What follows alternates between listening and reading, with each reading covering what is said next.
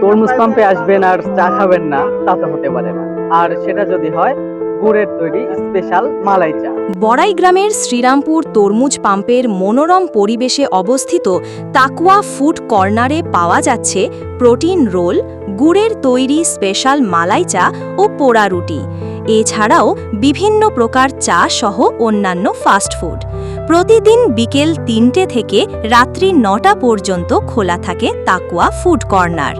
বন্ধু বান্ধব, পরিবার পরিজন নিয়ে চলে আসুন কিছুটা প্রাকৃতিক পরিবেশ উপভোগ করতে।